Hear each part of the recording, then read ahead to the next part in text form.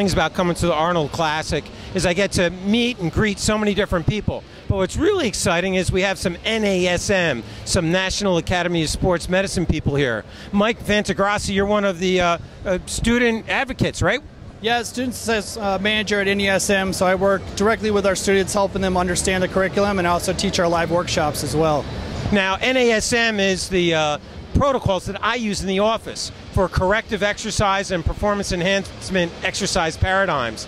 But essentially, the corrective assessment system, how does that work, Mike?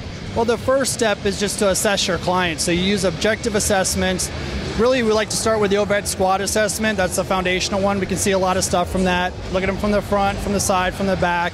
See how their feet look when they squat, their knees look, the lower back region, even the shoulder, the head, the neck area as well.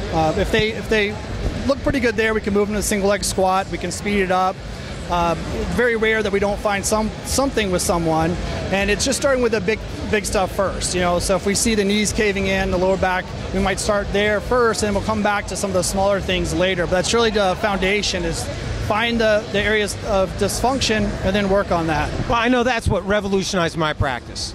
I'm able to look at somebody now and say, hey, this is what you need to do. You need to strengthen these muscles. Right. You need to stretch those muscles, and it seems to really work. Yeah, definitely. It's been tested for a long time with a lot of high-level athletes.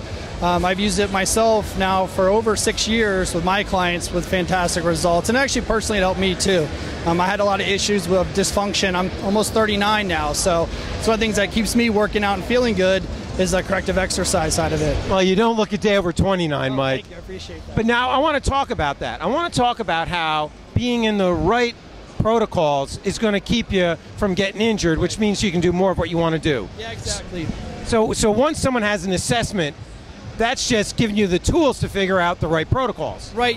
A program's only as good as the assessment that you do, because that gives you the information you need to build a program. So a lot of times people just follow a program in a magazine that's not individualized for them. If someone's knees caves in, we don't want them putting a heavy load on their back and squatting. So we want to make sure we correct that before we start loading up the body.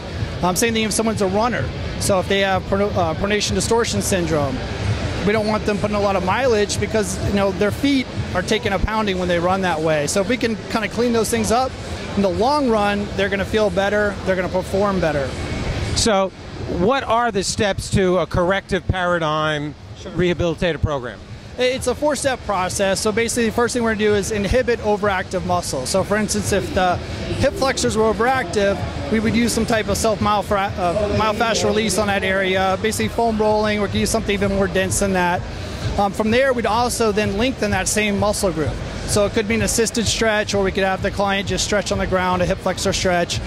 Next, we want to activate underactive muscles, so the glutes, and most people, underactive area there. And then after we've done that, then we want to integrate that all back into a functional movement pattern, so that way they're moving well again. So it's a 4-step process. You follow those things, and then they can go into the regular workout after that. But just by doing that in the beginning, it really starts to clean up the problems that person has. Now, you mentioned the foam roller. I'm a huge fan of foam roller. Why the foam roller, and is it better to do it before or after activity? Well, the foam roller, just because it's cheap and it's an easy thing to use. There's a lot of different ways of using foam rollers. There's things that are denser that you can use as well, but that's tried and true, been used for a while now. And as far as before or after, both.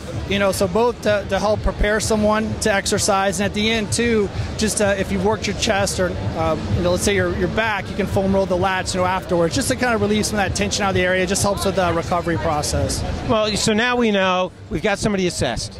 We get them set up on a paradigm of inhibiting those really tight muscles. That's when muscles are stiff and tight. You got to get them to relax before you can re-educate them. That's kind of what Mike was saying. Now we got them stretched out. We got them starting to strengthen the muscles they haven't been using. Right. But how does that apply now to their everyday activities, whether it's sport or whether it's sitting at a PC all day? Right. Well, they're just going to move better because most people start off moving pretty well, and then over time we learn these dysfunctional movement patterns as we sit so long in a car. Even sleeping, a lot of times people sleep up in a curled up position. So by doing these exercises and getting these muscles back to the correct length tension relationships, then we can actually function correctly throughout the day. So now I'm sitting up straighter at my desk because my back muscles are stronger and my chest muscles aren't as tight, because I've stretched and strengthened those areas. So it really does carry over to every aspect of your life. And then when you feel better, you move better. If you're hurt, you're not going to want to get out there and even walk your dog.